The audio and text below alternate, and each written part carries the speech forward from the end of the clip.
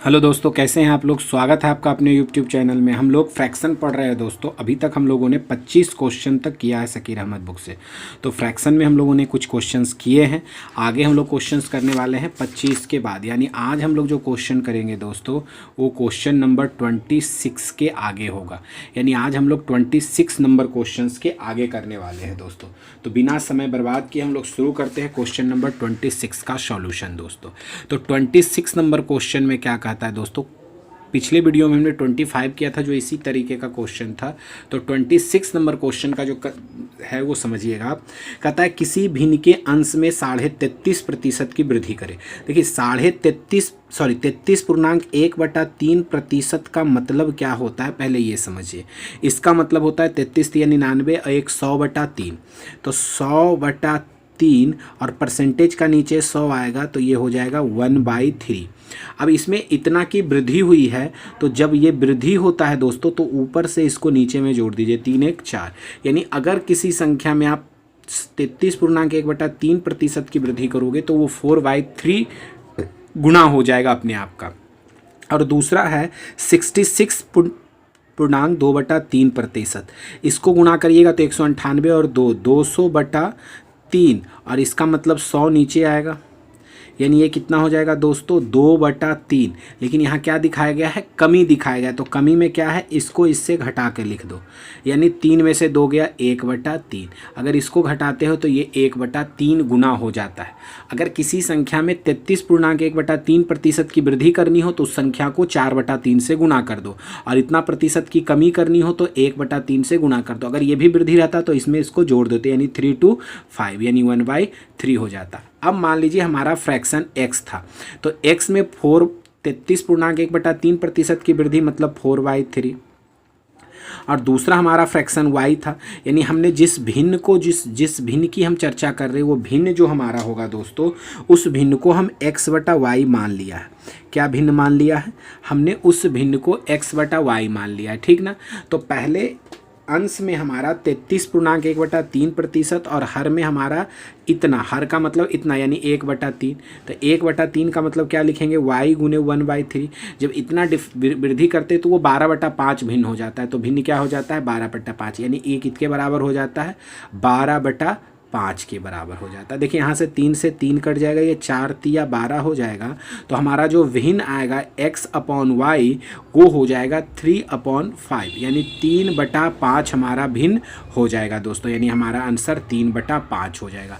तो हम लोग देखते हैं हमारा आंसर क्या है, 3/5। ऑप्शन है 3/5। देखिए पहला ऑप्शन ही हमारा 3/5 है, यानी 26 का कौन सा आंसर हो जाएगा दोस्तों, ऑप्शन नंबर 1। अगला क्वेश्चन है 27, ये रहा दोस्तों।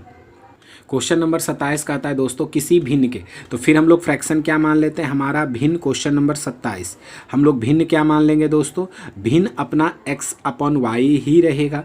अब अगर हमने भिन्न अपना x/y मान लिया, उसमें 20% की वृद्धि, तो 20% की वृद्धि मतलब 120। ये उस तरह से भी कर सकते हैं, लेकिन अगर इसी तरह से इसे कर देते 20% वृद्धि x/120, 2200 y गुने कितना 10% की कमी 90 2200, तो 100 दोनों का नीचे होगा इसलिए कट जाएगा। बराबर कितना हो जाता है ये भिन्न, जब 20% की वृद्धि और 10% की कमी करते हैं तो ये 16/21 बन जाता है, ठीक ना। अब इसे सिर्फ हल करना है आपको दोस्तों। तो 0 से 0 कट गया ना। अब देखेंगे आप, 4 चौक 16 और 4 तिया 12 और 3 तिया 9 और 3 सत्ते 21, यानी जो हमारा x/y आएगा दोस्तों वो 4/7 हमारा आंसर होगा। 4/7 आ गया ना। देखिए 4/7 यानी ऑप्शन नंबर चौथा। 27 नंबर क्वेश्चन का ऑप्शन नंबर 4 होगा दोस्तों। अगला क्वेश्चन करते 28, ये रहा। थोड़ा सा फास्ट करने की कोशिश करिए। यदि अंश को 20% और 30% हर को बढ़ा दिया जाए, तो 20% बढ़ा दिया गया यानी 120, और हर को 30% यानी 130, तो कितना हो गया 9/13 हो गया ना दोस्तों। हर को 20% और अंश को 20% और हर को 30%, तो हमने बढ़ा दिया। ये क्वेश्चन नंबर 28 है। 0 से 0 कट गया, 13 से 13 कट गया, 3 तिया 9 और 3 चक 12, ये 4 यहाँ गुना में इधर जाएगा तो भागा में होगा। तो x/y बराबर क्या हो जाएगा, 3/4। यानी हमारा नया फ्रैक्शन जो बनेगा, मूल भिन्न जो था शुरुआत में जो भिन्न था वो हमारा 3/4 था, यानी ऑप्शन नंबर 4। अगला क्वेश्चन 29 ये रहा दोस्तों। क्वेश्चन नंबर 29 कहता है दोस्तों, किसी भिन्न का अंश 10% बढ़ा दिया जाता है और हर 20% बढ़ा दिया जाता है, तो जो नया भिन्न आता है वो 1/2 हो जाता है। यदि हर जो है अंश से 5 अधिक है, हर जो है तो मूल भिन्न क्या है, तो मूल भिन्न हम लोग मान लेते हैं, जो मूल भिन्न है हमारा वो देखिए अंश हमारा जो है अगर x है तो हर क्या हो जाएगा x + y 5।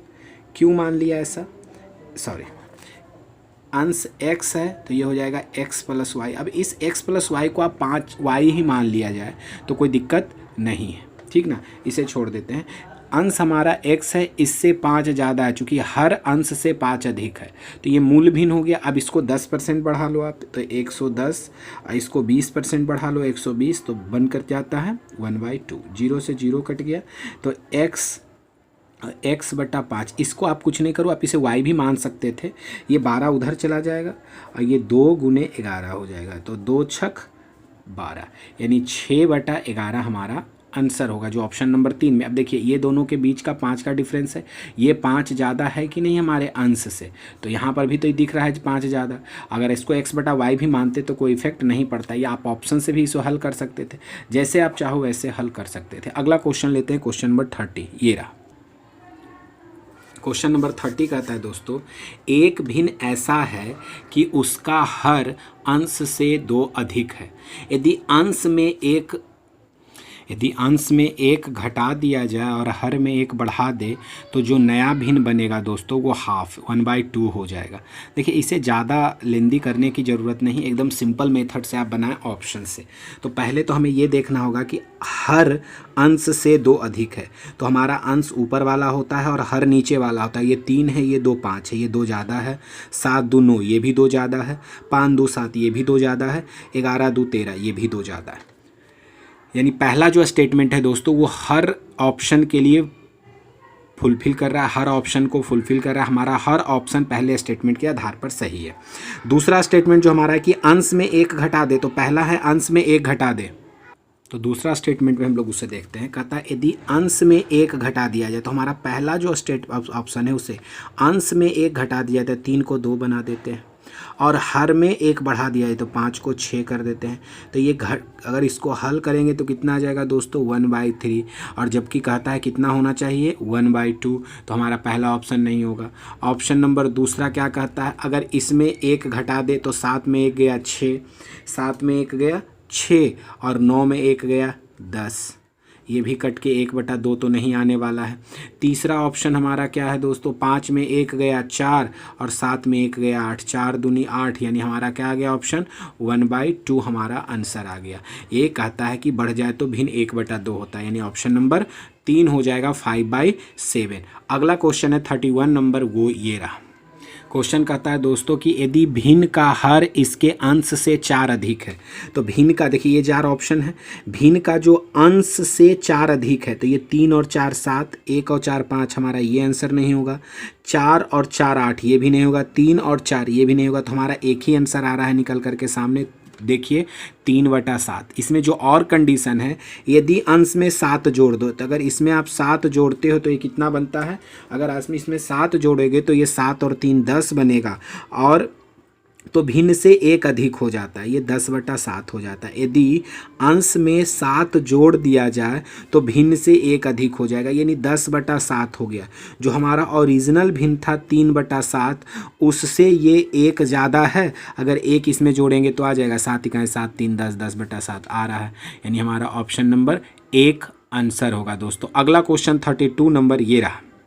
क्वेश्चन नंबर 32 कहता है दोस्तों कि एक भिन्न के अंश को 1/4 द्वारा बढ़ा दिया जाए। अगर हम लोग मूल भिन्न मान लिया जाए कि मेरा मूल भिन्न जो है, बेसिक भिन्न जो है वो x/y है। अगर आप समझिए कि मूल भिन्न में भिन्न के अंश को 1/4 से बढ़ा दिया, यानी उसमें 1/4 ऐड कर दीजिए, और हर को 1/3 के द्वारा घटा दीजिए, तो हर 1/3 से घट करके हो जाएगा। और जब इसमें 1/4 जोड़ते हैं और जब इसमें से 1/3 घटाते हैं तो ये हमारा भिन्न कन्वर्ट हो जाता है 33/64 में।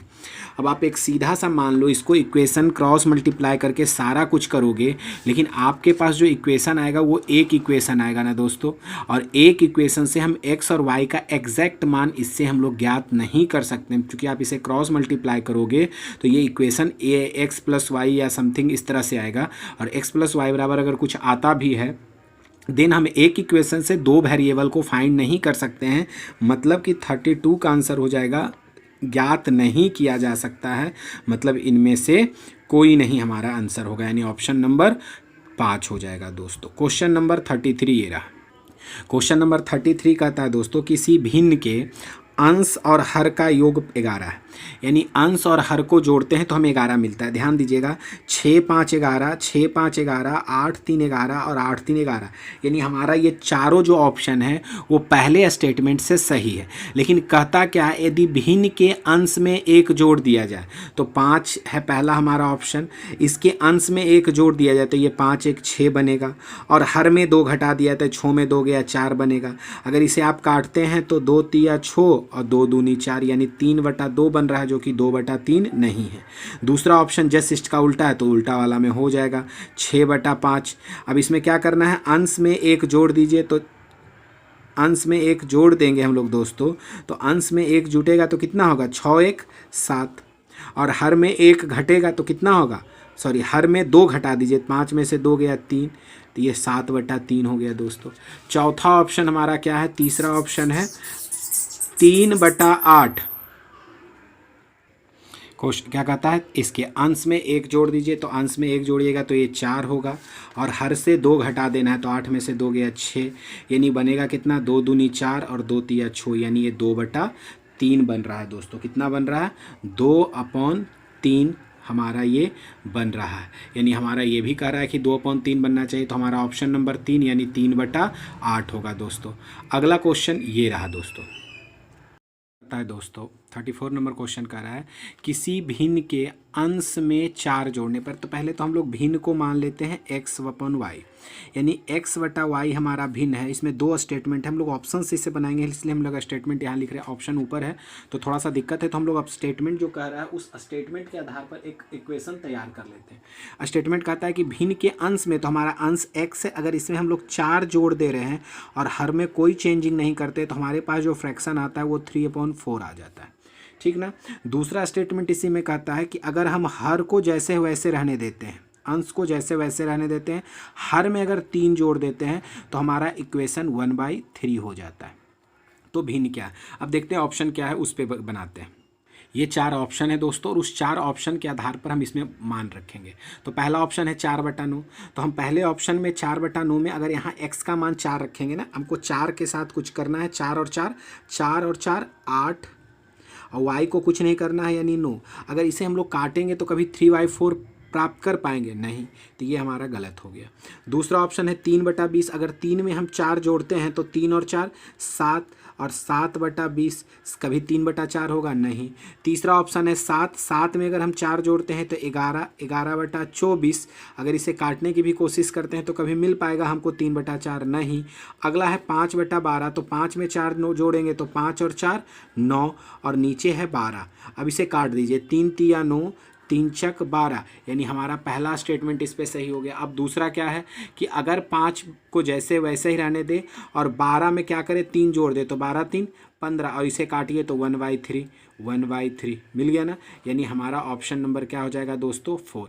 एकदम आसानी से ऑप्शन से ही ऐसे क्वेश्चंस को करेंगे दोस्तों। फिर से समझ लीजिए, पहला ऑप्शन था 4/9, अंश में 4 जोड़ने पर और हर में कुछ चेंजिंग नहीं करने पर 3/4 में चेंज हो जाता है, तो 4 में 4 जोड़ा तो 8/9 कभी होगा नहीं। दूसरा 3 और 4 7, 7/20 कभी 3/4 नहीं होगा। 7 4 11/24 कभी 3/4 नहीं होगा। 5 और 4 9/12 करेंगे तो 3/4 आ जाएगा।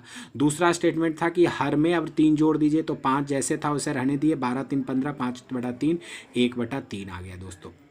तो ये हमारा ऑप्शन नंबर यानी क्वेश्चन नंबर 34 ऑप्शन नंबर 4। अगला क्वेश्चन है 35। अगला क्वेश्चन कहता है 35 नंबर दोस्तों। देखिए दोस्तों, बार बार हम कह रहे हैं कि इसमें इसके बाद जो क्वेश्चंस हमें मिल रहे हैं, हम ज़्यादातर क्वेश्चंस को ऑप्शन से कर रहे हैं, क्योंकि अगर आप इसे बेसिक करने जाओगे ना तो दो इक्वेशंस मिलेंगे, उन दो इक्वेशंस को हल करने में बहुत सारा समय हमारा व्यर्थ चला जाएगा। तो ज़रूरत नहीं है कि हम इसे बेसिक से ही करें, यहाँ पर ऑप्शन से करना ज़्यादा अक्लमंदी होगी, तो हम लोग इस सारे क्वेश्चन को ऑप्शन से कर रहे हैं, ठीक ना। अब पहला स्टेटमेंट, यदि भिन्न में अंश और हर दोनों में 1 जोड़ा जाए। अब 1 इसमें अगर हम जोड़ते हैं सब में तो वो 4/5 होना चाहिए। अगर हो रहा है तो वह ऑप्शन हमारा होगा, नहीं हो रहा है तो उसको हटाते जाएंगे। अब 4/5 तो इसमें 1 जोड़ेंगे तो 7 1 8 और 9 1 10। अब इसे 2 से काटिए, 2 चौक 8, 2 पचे 10, ठीक ना। तो पहला ऑप्शन, पहला स्टेटमेंट सही। दूसरा स्टेटमेंट है कि यदि अंश और हर दोनों में 5 घटा दे, तो इसमें भी 5 घटा दो। 7 में से 5 गया 2 और 9 में से 5 गया 4, यानी 2 दूनी 4, ये भी 1/2 आ गया। यानी दोनों स्टेटमेंट इस पहले इक्वेशन पहले ऑप्शन पे ही फिट बैठ रहा है। यानी हमारा आंसर क्या होगा 35 का, ऑप्शन नंबर फर्स्ट। 35 का कौन सा आंसर हो जाएगा दोस्तों? 35 का हमारा आंसर हो जाएगा पहला ऑप्शन ही हो जाएगा। चूंकि हम अगर दोनों ऑप्शंस को बारी बारी से इसमें चेक कर रहे हैं तो दोनों ऑप्शन हमारा मिल रहा है, इसलिए 35 का आंसर हो जाएगा पहला ऑप्शन, हो जाएगा 7/9। क्वेश्चन नंबर 36 लेते हैं दोस्तों। तो 36 भी यही है, बगल में ध्यान से देख लेते हैं 36 का स्टेटमेंट क्या है वो ध्यान से देखते हैं। 36 नंबर क्वेश्चन कहता है दोस्तों, ध्यान दे रहे हैं, थोड़ा सा ऊपर कर लेते हैं जिससे आपको देखने में परेशानी ना हो और हमें लिखने में। 36 का कहता है, 36 कह रहा है दोस्तों, क्या कह रहा है सो देखिएगा, 1 मिनट। ये रहा 36, कहता है भिन्न 4/9 के अंश और हर में से छोटी कौन सी एक संख्या जोड़ी जाए। देखिए कोई फ्रैक्शन है 4/9, ठीक ना।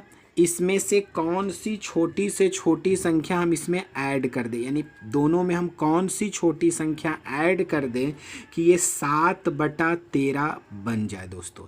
यानी 4/9 जो है हमारा वो 7/13 बन जाए। क्या जोड़े, सॉरी एक संख्या जोड़ी जाए जिससे भिन्न का मान 7/13 से ये ज़्यादा हो जाए।